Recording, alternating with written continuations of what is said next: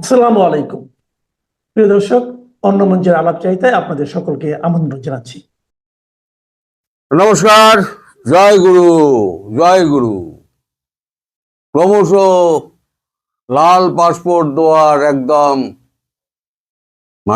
বেড়ে গেছে, উৎসাহ সমস্ত বেড়ে গেছে। এখন ঝটাপট সব লাল পাসপোর্ট জমা হচ্ছে। আগের বারে আমি বলেছিলাম যে 62 জন লাল পাসপোর্ট জমা দিয়ে তাদের নিজস্ব পাসপোর্ট নিয়ে নিয়েছেন। এখন শোনা যাচ্ছে সেই সংখ্যাটা 89-তে পৌঁছে গেছে। ক্রমশ চড়াং চড়াং চড়াং করে লাফিয়ে চলছে একদম। সেখান থেকে একদম উপদেষ্টা থেকে, সাধারণ কচিকাঁচা থেকে আরম্ভ করে একেবারে বিচারপতিরা পর্যন্ত। আচ্ছা, বিচারপতিরা কেন কূটনৈতিক পাসপোর্ট জমা দেবেন আমার তো মাথায় ঢুকছে না।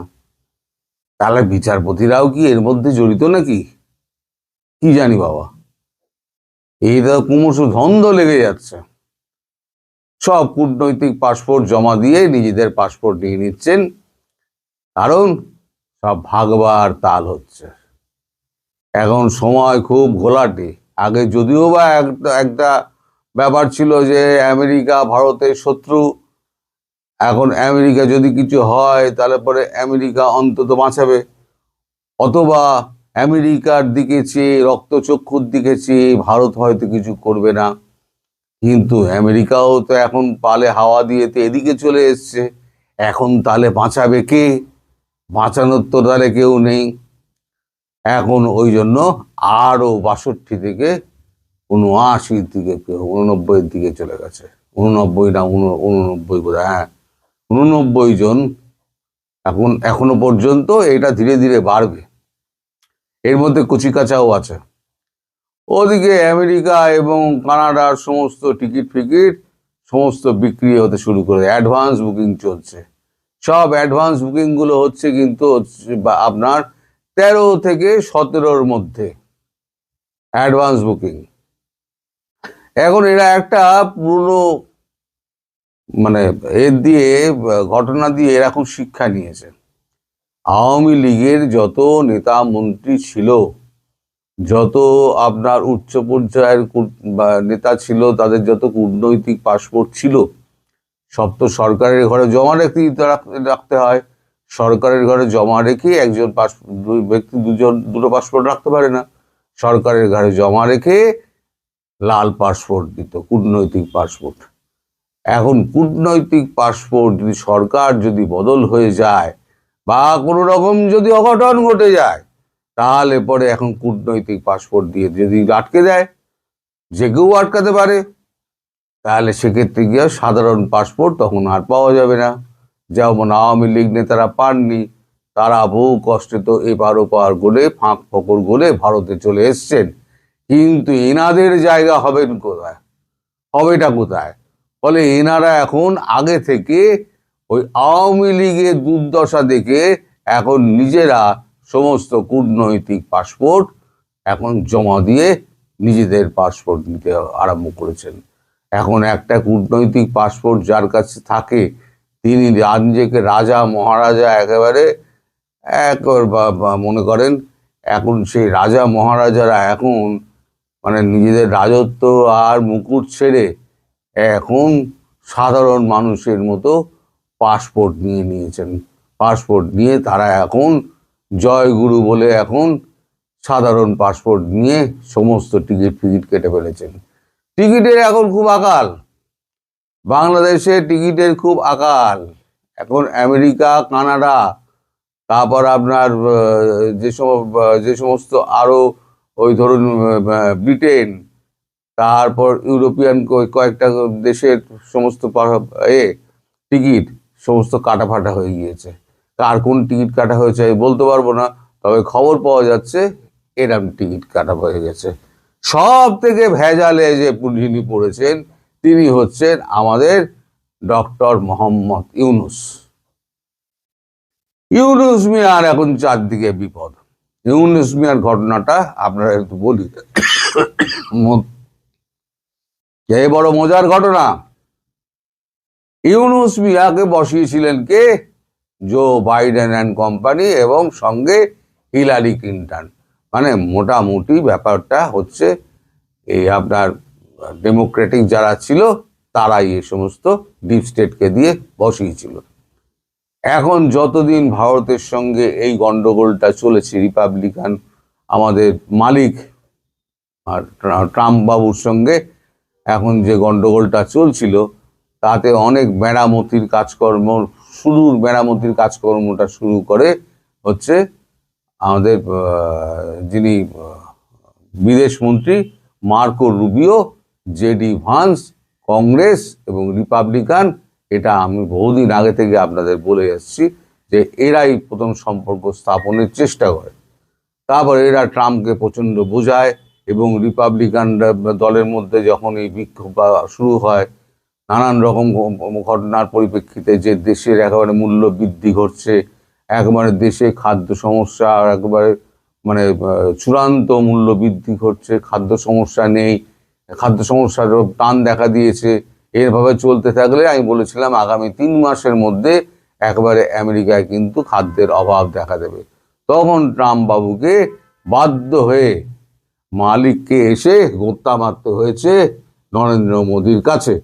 এখন নরেন্দ্র মোদী কিন্তু সেই দুখানা জায়গা কিন্তু খোলেননি, একটা হচ্ছে মিল্ক সেক্টর আর একটা হচ্ছে আপনার এগ্রিকালচার সেক্টর।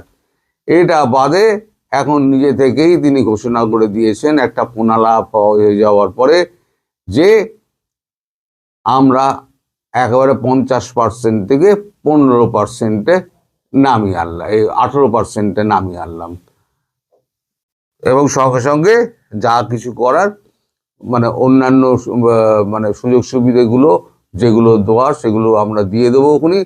তার সঙ্গে উনি টুইট করে একটা জানিয়েছেন যে রাশিয়া থেকে তেল বন্ধ করে দেবে, তেল নেওয়া বন্ধ করে দেওয়া হবে এবং কি বলে ভেনেজুয়েলা থেকে ভারত তেল কিনবে বলেছে নিজের মনের মতো করে। 500 billion, 500 billion is a huge amount, huge amount. 500 বিলিয়নের একটা চুক্তি ভারত করবে, এই করে তো নিজে একটা পোস্ট করেছেন। কালকে আমি সেই পোস্টটা আপনাদেরকে দিয়ে দিয়েছিলাম। এখন এই ঘটনা হওয়ার পর এখন মার্কিন যুক্তরাষ্ট্রের ওপরে যে চাপটা, ট্রাম্পের ওপরে যে চাপটা হয়েছে, সেই চাপটা এখন বুঝতে পারছেন ডোনাল্ড ট্রাম্প, তিনি এখন সমস্ত কিছু ছেড়ে দিয়েছেন। এখন ডোনাল্ড ট্রাম্প যতই বলুন না কেন আমি এই শর্ত হয়েছি, নরেন্দ্র মোদী কিন্তু খুব প্লেন অ্যান্ড সিম্পল একটা, নরেন্দ্র মোদী কথা বলেন না, Narendra Modi plain and simple একটা বার্তা পাঠিয়েছেন টুইটারে বার্তা পাঠিয়ে এক্স হ্যান্ডেলে বার্তা দিয়ে উনি লিখেছেন, নরেন্দ্র মোদী, আমি পড়ছি নরেন্দ্র মোদীর বার্তা, আপনারা ভালো করে দেখুন।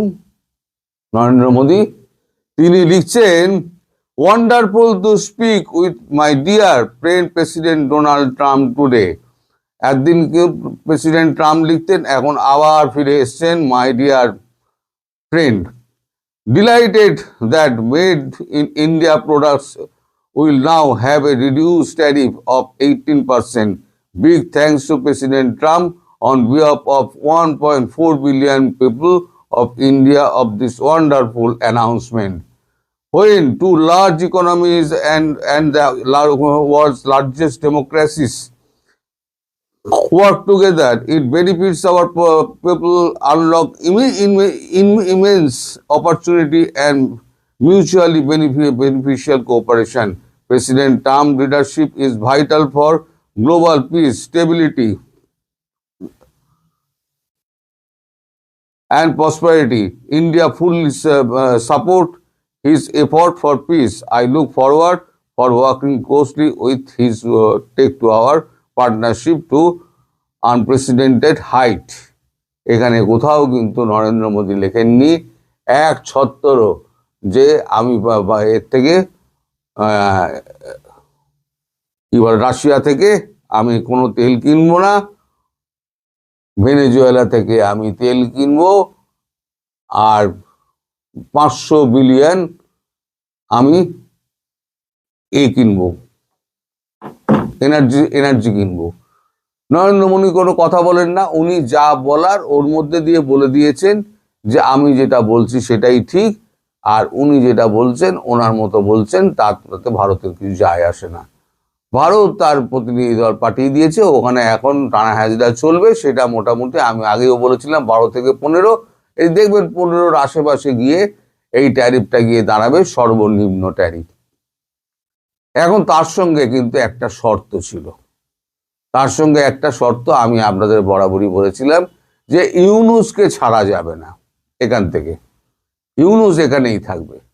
এবার হয়েছে কি, যারা বসিয়েছিলেন হিলারি ক্লিন্টন এবং আপনার এই জো বাইডেন সরকার এবং ডিপ স্টেট, তারা চাইছে যে এখান থেকে তাদের ডিপ স্টেটের মাল আমাদের এই ইউনূসকে এখান থেকে সরিয়ে নিতে। কারণ ইউনূসকে আমি একটা খবরে বলেছিলাম, ইউনূস দিন রাত টেলিফোন ঘুরিয়ে যাচ্ছেন, হিলারি ক্লিন্টনকে ব্যতিব্যস্ত করে দিয়েছেন, বিল ক্লিন্টনকে ব্যতিব্যস্ত করে দিয়েছে, আমাকে এখান থেকে বার করুন, আমি তো আপনাদের সব কাজ করে দিয়েছি, আমায় বার করুন। এবার বার করতে যখন যাচ্ছে তখন মার্কিন কংগ্রেস এবং রিপাবলিকানরা গেছে ঘুরে, তারা বলছে অনেক কষ্টে ভারতের সঙ্গে আমাদের সম্পর্ক সহজ হওয়ার পথে, এই মুহূর্তে যদি ভারতের সঙ্গে পাঙ্গা নিয়ে আবার ইউনূসকে যদি ফিরিয়ে আনা হয় বা ওখান থেকে উঠিয়ে আনা হয়, তাহলে সম্পর্ক আবার পুরনো জায়গায় ফিরে যাবে। সুতরাং ইউনূসকে আনা যাবে না। এখন ইউনূসের হয়ে গেছে ঢেঁড়া, তাই বলছি জয় গুরু, ইউনূসের হয়ে গেছে ঢেঙা। এখন ইউনূস এখন না ঘাড়কা না ঘাটকা, এখন ইউনূসের ওই ফাটা মাসে যা বলে না একটা, ওই আপনারাও জানেন না, খুলি বললাম, এখন ওইখানে আটকে গিয়েছে। ইউনূস এখন কি করবে, ইউনূস এখন পাগল হয়ে গেছে, মানে দেশের মানুষকে বুঝতে দিচ্ছে না, কিন্তু ইউনূস কিন্তু বাঁশপাতার মতো ধর করে কাঁপছে। ইউনূস যখন তখন জানে যে এইখানে যদি হ্যাঁ না ভোটে কোনো গন্ডগোল হয়, অথবা যদি কোনো দাঙ্গা ফাঙ্গা হয় ভোটের সময় বা ভোটের পরে, তাহলে কিন্তু আমার পিঠের চামড়াটি যাবে, যমুনার মধ্যে মানুষ ঢুকে আমাকে টেনে হিঁচড়ে ওই বঙ্গভবনে যা হয়েছিল, কোথায় যা হাসিনার ওইখানে যা হয়েছিল, সেই ঘটনা যমুনাতেও হতে পারে। ফলে তিনি এখন ওই বলেছিলাম না, তার বিছানায় এখন শুলের মতো বিধছে, তিনি এখন খেতেও পাচ্ছেন না, ঘুমোতেও পাচ্ছেন না, তার অবস্থা খুব খারাপ। সুতরাং আপনাদের এই যে যাকে বলতেন আপনারা স্যার আমাদের 1000 বছর হায়াত পান, এখন লেখেন না কেন 1000 বছর হায়াত পান, লিখুন এখন 1000 বছর স্যার হায়াত পান। স্যার 1000 বছর কত পাবেন কিনা যায় না, 100 বছর পেলেও জানবো অনেক পেয়েছেন। ভাই ইউনূস এখন ফাটা মাসে আটকে গিয়েছেন, ইউনূস এখন বেরোতে পারছেন না। এখন যারা বসিয়েছিল তারাও এখন হরিবোল হাত তুলে দিয়েছে, আমাদের কিছু করার নেই, ভারতবর্ষ ছাড়বে না। সুতরাং আমি যেটা বলেছিলাম, ইউনূস আপনাকে দেশেই থাকতে হবে, দেশেই আপনার বিচার হবে, দেশের ওই যে আপনি যেটা আইসিটি করেছিলেন যেখানে, সেইখানে আপনার বিচার হবে, আপনি প্রস্তুত থাকুন। এইটা ঘটনা যেটা বললাম দর্শক, এর মধ্যে কোনো ভেজাল নেই, একেবারে সত্যি ঘটনা। আপনারা এইবার সময়ের সঙ্গে সঙ্গে মিলিয়ে নিন। আমি যতগুলো বলেছি সময়ের সঙ্গে সঙ্গে আস্তে আস্তে সবই পাল্টেছে, এটাও পাল্টাবে, আপনাদের চোখের সামনে ঘটে যাবে, আপনারা নিজেরাই দেখতে পাবেন। সবাই ভালো থাকবেন। সোজা হিসাব, খাঁটি বাংলা প্রবাদ, চোরের মন পুলিশ পুলিশ। সোজা হিসাব, যারা বলছে 50 বছর ক্ষমতায় থাকবে, যারা বলছে প্রধানমন্ত্রী হয়ে যাবে, তারা এখনই এত ভয় পেয়ে গেল কূটনৈতিক পাসপোর্ট সারেন্ডার করতেছে। কারণ তাতে কানার তো মনে মনে জানা। ওই যে আপা যেটা বললো, ক্ষমতা কিন্তু আলাদা জিনিস, মন্ত্রী হওয়া, এমপি হওয়া, প্রধানমন্ত্রী হওয়া আলাদা, দেশ কিন্তু সবার উপরে। এই যে তথাকথিত চুক্তি তারা করতেছে, এবং এই চুক্তি তো এটা অবৈধ সম্পূর্ণ, সেটা করতেই পারে না। ওই যে আপা যেটা বলে এটা তো সত্যি, যে নির্বাচিত সংসদই তো এটা আপনার এইভাবে চুক্তি করতে পারবে না সংসদ আলোচনা ব্যতীত। আর আপনি 30-45 বছরের চুক্তি, ফাইজলামি নাকি? আমরা রাজনীতি বুঝি না? আমরা তাদের মতো অপদেষ্টা হইতে পারিনি বলে আমরা কিছুই বুঝি না? আলী রিয়াজ কোথাকার, কোন আলী রিয়াজ আইসা এখানে আমাদের সংবিধান শেখাবে, কোথাকার ডক্টর ইউনূস আইসা বাংলাদেশে কিস্তি বাবা আইসা আমাদের অর্থনীতি শেখাবে? আমরা কিচ্ছু বুঝি না। এই দেশের মানুষকে এত বোকা মনে হয়? এই দেশের মানুষ কিন্তু লেংটি মেরে এই দেশ স্বাধীন করছে।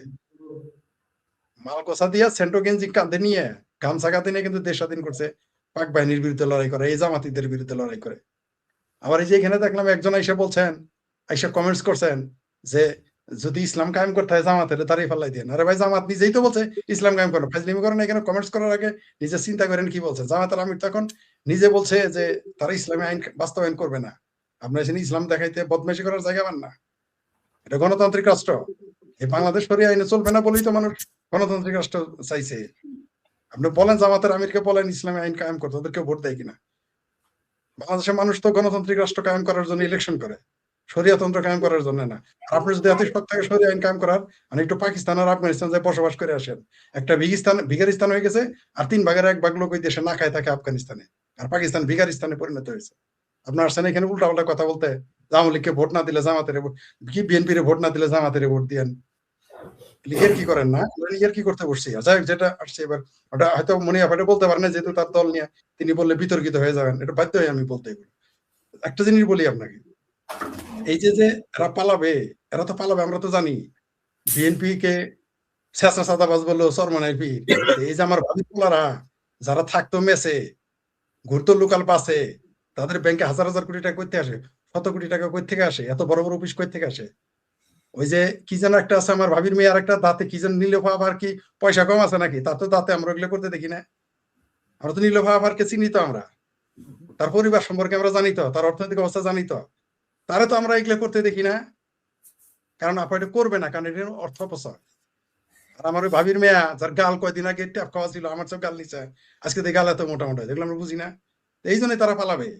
আমরা দেখেছি হাদিকে মারার পরে বললো মির্জা আব্বাস মারছে, তারপর যখন পালো না বললো আওয়ামী লীগ মারছে, তারপর যখন সেটাও টিকলো না বললো ভারত মারছে। আজকে দেখলাম নরেন্দ্র মোদী কুশপত্র লিখা দাওয়া করে। কিন্তু এই হাদির ভাই বলছে যে যারা ওকে মারিয়েছে তারা প্রথম কাতারে ছিল, জানা যায়। প্রথম কাতারে কে ছিল? জামাতের আমির। প্রথম কাতারে কে ছিল? সাদিক কায়েম। তখন তার সাথে সাথেই হাই কমিশনারের সহকারী হাই কমিশনার চাকরি দিয়ে তারা ম্যানেজ করা হয়। আমরা এগুলো বুঝি না। পালাতে তো হবেই তাদের, তারা তো পালাবেই। মানুষ পালায় জানের ভয়ে আর দুর্নীতি করলে। কারো পালাইতে হয় অহেতুক জানের ভয়ে, কেউ কেউ দুর্নীতি করতে পালাবে, এটি স্বাভাবিক। তো তারা তো যাবে, যেতে তো হবেই তাদের। তারা কি রাজনীতিবিদ? তারা জুম্মায় 1 শুক্রবার আরেক শুক্রবার 36 দিনের সর্বোচ্চ রাজনীতিবিদ। তারা এসে বাংলাদেশে হর্তাকর্তা হয়ে গেছে। আপনি দেখেন তো শেখ হাসিনার আমলে যে দুর্নীতি হয়েছে তার চেয়ে কম হয়েছে এখন এই 17 বছরে অর্থনৈতিক দুর্নীতি। কত হাজার কোটিপতি হয়েছে রিপোর্ট দেখেন তো। এই ইউনুসের নিয়ন্ত্রিত যে মিডিয়া আছে সেগুলো রিপোর্ট দেখেন, বিদেশি কথা বাদ দিলাম, দেখেন তো কি লেখা আছে সেখানে। এখন প্রথম আলোর সাংবাদিক, বড় বড় সাংবাদিকেরা এখন বলতেছে, ডেইলি স্টার সাংবাদিকেরা এখন বলতেছে বাংলাদেশে এখন কথা বলার স্বাধীনতা নাই। বলতেছে, এগুলো তো আমরা বলছি। তারা তো পালাতে হবেই। তারা বাংলাদেশে উড়ে এসে জুড়ে বসেছে, তাদের চলে যেতে হবে। রাজনীতিবিদদের হাতেই মানা। আপনি আমি যত কথাই বলি, আপনারা 2 জন যায় রাজনীতি করতে পারবো না, আমরা দেশ সামলাইতে পারবো। এখানে নীলুফার চৌধুরী লাগবে, খালেদা জিয়াকে লাগবে, শেখ হাসিনাকে লাগবে, তারেক রহমানকে লাগবে, জয়কেই লাগবে। আমরা যে যাই বলি, যতই গালি দেই, আমাদের দেশ ঠিক করতে রাজনীতিবিদদেরই লাগবে। রাজনীতিবিদরা যে সারা যে দেশ চলে না, প্রমাণ পেয়ে গেছেন তো। ডক্টর মোহাম্মদ ইউনুস পৃথিবীর বিরাট বড় পণ্ডিত, মহাপণ্ডিত, বিরাট বড় অর্থনীতিবিদ, প্রফেসর। আলী রিয়াজ বিরাট বড় বিখ্যাত সংবিধান বাবা। আসিফ স্যার তিনি বিরাট আইনজ্ঞ। কি করতেছে দেশের জন্য? কি করতে? রাজনীতিবিদদেরই রাজনীতি করতে হবে। আমরা রাজনীতিবিদদের সমালোচনা করতে পারি, তাদের গালি দিতে পারি, অবশ্যই দিব, সমালোচনা করব। কারণ আমার দেশ যাতে ভালো চলে।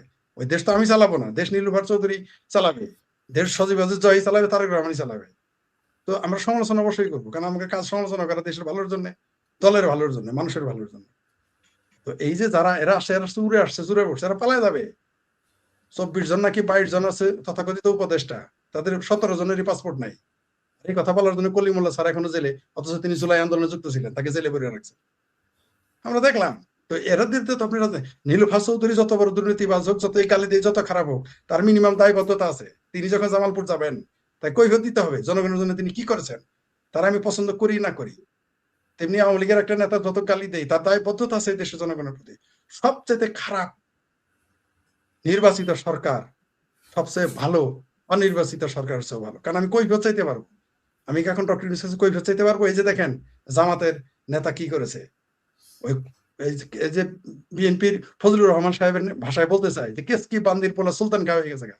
তারেক রহমান তার পরিচয়, বাপ দাদার নাম নেই, চান বানালে ভাই, কয় তুমি কে? কয় আমি তারেক রহমানের প্রতিদ্বন্দ্বী। বাবা রে বাবা, না ওই যে আমাদের মুরব্বীরা বলে বাপ দাদার নাম আমার দিয়ে কাছে এটা সালমান খুব এটা খুব ইন্টারেস্টিং লাগছে আমার কাছে, কারণ উনি দুই হ্যাঁ, তিনবার আপনি এটা দেখেন উচ্চারণ করছে যে মানে কিরকম হাসানি। তারেক জিয়ার হ্যাঁ, যে তুমি ফরিদকে কামিনী লিভার চৌধুরী মনির সাথে ইলেকশন করতেছি, এটা আমার পরিচয়? আমার বাপ দাদার নাম বলতে হবে, আমার নাম বলতে হবে। কি তোমার পরিচয়? তার ইলেকশন করতেছি, তার মানে বুঝতে পারছেন তো এদের যে যোগ্যতা নাই। আমি তো বলি যে এদের কোনো ভিত্তি নাই, গণভিত্তি নাই। এদের বলেন জনসভা, আমি তো লাইভ এসে প্রকাশ্য বলি যে তাদের বলেন জনসভা করতে। কমিউনিস্ট পার্টি বা বামপন্থী অন্যান্য তাদের 50টা লোক হয় না, তারপর তারা লেখে জনসভা। জামাতের একটা জনসভা আমাকে দেখান তো, কোথায় করছে কবে? কোথাও নাই। আর এদের জামাতের কোনো নেতা আছে, কর্মী আছে? এরা তো সব তো লিমিটেড কোম্পানি, তাদের তাদের চাকরি করে এগুলো। আপনি দেখেন ইসলামী ব্যাংকের চাকরি বাদ দিলে জামাতের আপনি নেতা খুঁজে পাবেন, কর্মী খুঁজে পাবেন রেগিং লাগায়। আর জাকাত দিয়ে যারা চলে তারা ছাড়া। বিএনপি আওয়ামী লীগ যত খারাপ হোক, এরা যতই দুর্নীতি করুক, চাঁদাবাজি করুক, এরা কিন্তু নিবেদিত।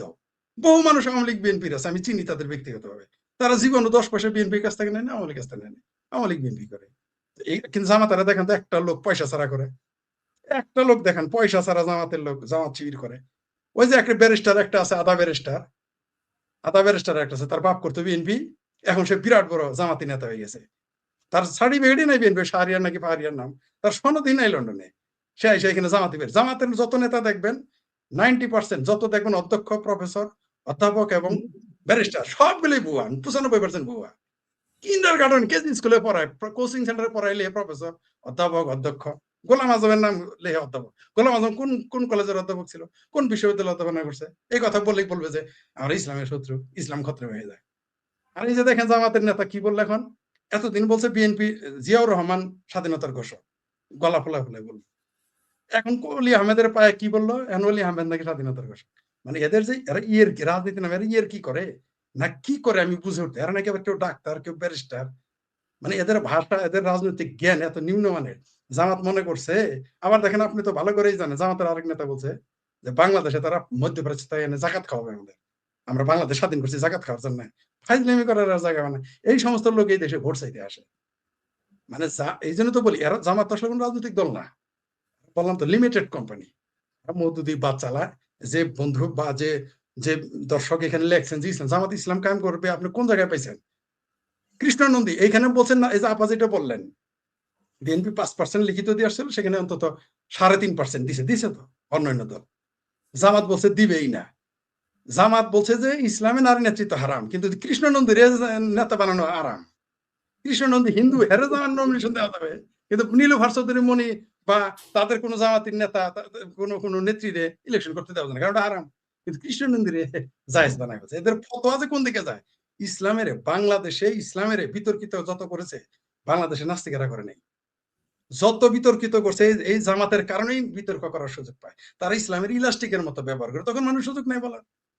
আপনি দেখেন, আপনি আমাকে বলেন তারা কি বললো যে ইসলামে নারী নেতৃত্ব আরাম, তাই কোনোভাবে দেওয়া যাবে না। নট এ সিঙ্গেল, আবার গর্ব করে বলে নট এ সিঙ্গেল ওয়ান, আবার ইংরেজি বলে, মানে বাংলা সব মানে কি সুন্দর, নট এ সিঙ্গেল ওয়ান। তো ভালো কথা, not a single one. Khaleda Zia যখন মন্ত্রী ছিল তখন তুমি, প্রধানমন্ত্রী ছিল তখন তুমি তার আসতলা এসে মন্ত্রিত্ব নিলা কেন দুইটা? তখন বলতে পারলাম না নারী নেতৃত্ব আরাম, আমরা যাবো না। আস্তাগফিরুল্লাহ বলতে এখন তো সুদ করতে করে খালু শ্বশুর হয়ে গেছে। আগে বলতো সুদ আরাম আরাম, এখন ডক্টর ইউনূস তার খালু শ্বশুর হয়ে গেছে। মানে এদের এদের নিয়ে কি বলবেন আপনি? আর কত বড় দুঃসাহস আমাদের সেনাবাহিনীর সামনে গিয়ে বলে, সেনাবাহিনী আমরা যতই সমালোচনা, আমি ক্রিটিক, বেসিক্যালি আমি ক্রিটিক, আমি সবার সমালোচনা করি। অবশ্যই আমি আমার দেশের ভালোর জন্য সব সমালোচনা করি। একটা সেনাবাহিনীর সামনে আপনি গিয়ে বলেন যে তার পায়ে ধরে থাকে, ফাইজলামি পাইছেন না? একটা দেশের সেনাবাহিনী নাকি জামাতের পায়ে ধরে থাকে। এটা এই বাংলাদেশ, যে বাংলাদেশে পায়ে ধরেও জামাত টিকে থাকতে পারে নাই, তার আব্বা 93,000 পাকিস্তানি বাহিনী পায়ে ধরে পালাই গেছে এই দেশ থেকে, এই জনগণের হাত থেকে। আর তার কাছে আমাদের বাংলাদেশের সেনাবাহিনী পায়ে ধরে থাকবে, এর বিচার একদিন হবে। ডক্টর ইউনূস কিন্তু আজীবন থাকবে না।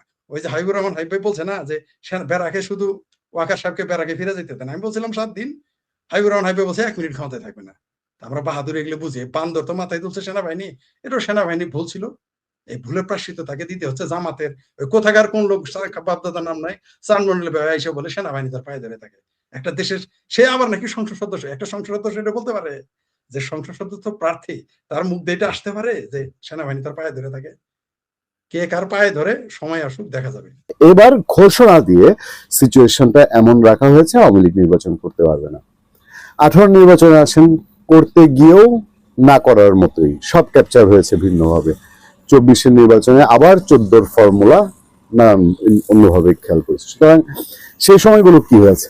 সেই সময়গুলো বিএনপি, জামাতে ইসলামী জান প্রাণ দিয়ে তাদের মতো করে চেষ্টা করেছে। তারা তো রাজনীতি থেকে রিটায়ার করে যায়নি। তারা তো এমন বলে নাই যে আমাদেরকে এই দেশে নির্বাচন করতে দেয়নি, ঠিক আছে বাদ, আমরা দুধ বাদ, আমরা আর এইসব চেষ্টা না করি। এটা কি আওয়ামী লীগ করবে এখন? মানে কোন বুদ্ধিতে, কোন সূত্রতে তারা এই পুরনো ফরম্যাট নতুন করে বাংলাদেশে অ্যাপ্লাই করলেন এবং তাতে করে ধরে নিলেন যে বাংলাদেশ থেকে একটি রাজনৈতিক দল পুরো ভেনিশ হয়ে যাবে, যেখানে চাক্ষুষ প্রমাণ।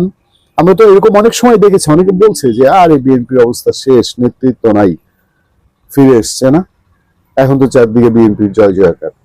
এখন আপনি আওয়ামী লীগকে সেই শক্তিশালী দল, যে শক্তিশালী দল কিনা বাংলাদেশের স্বাধীনতা যুদ্ধের সাথে সম্পৃক্ত এবং এখনো তার বেশ বড় সংখ্যক একটা সমর্থক গোষ্ঠী রয়ে গেছে এবং সেই সমর্থক গোষ্ঠী একটা অংশ এবার নির্বাচনে অংশগ্রহণ করবেন। আমরা গ্রামগঞ্জ ঘুরছি, ঘুরে দেখছি এবং সত্যিকার অর্থে এটা ফ্যাক্ট যে একেবারে দলীয় কর্মী ছাড়া, দলীয় কর্মীতে যারা অ্যাক্টিভ থাকেন তারা ছাড়া সাধারণের মধ্যে নির্বাচনের কোনো আমেজ গন্ধ কিছু নাই।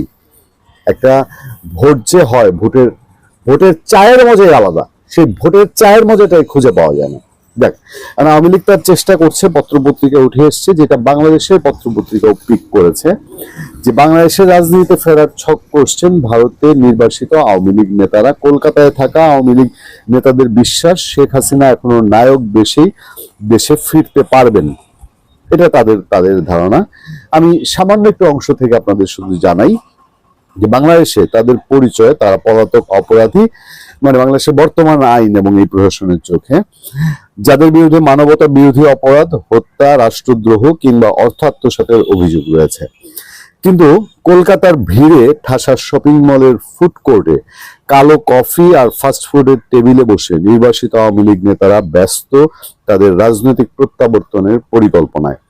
ত্রয়োদশ জাতীয় নির্বাচনের 9 দিন বাকি থাকতে এক প্রতিবেদনে এমন চিত্র তুলে ধরেছে যুক্তরাজ্যের সংবাদ মাধ্যম গার্ডিয়ান।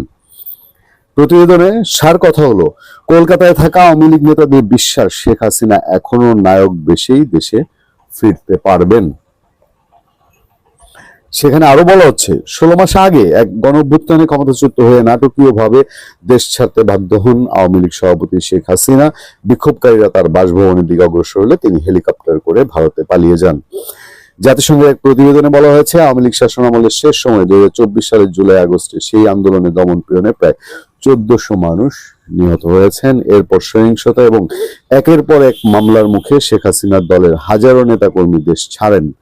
তাদের মধ্যে 600-এর বেশি আওয়ামী লীগ নেতাকর্মী কলকাতায় আশ্রয় নেন, মানে একটু টপ শ্রেণীর বোঝানো হচ্ছে, এবং বাংলাদেশ সীমান্তের কাছে এই ভারতীয় শহরেই তারা এতদিন আত্মগোপনে রয়েছেন বলে তথ্য দিয়েছে গার্ডিয়ান আওয়ামী লীগের বেশ কয়েকজন নেতার ইন্টারভিউ করেছে। আমি তাদের সেই ইন্টারভিউতে বিস্তারিত যেতে চাই না, তবে চুম্বক অংশে বলা হচ্ছে ভারত তাদের দলীয় কর্মকাণ্ড ও সংগঠন টিকিয়ে রাখার ক্ষেত্রে এক গুরুত্বপূর্ণ আশ্রয়স্থল হয়ে উঠেছে এবং ভারত সরকারও সেই শেল্টার তাদেরকে দিচ্ছে।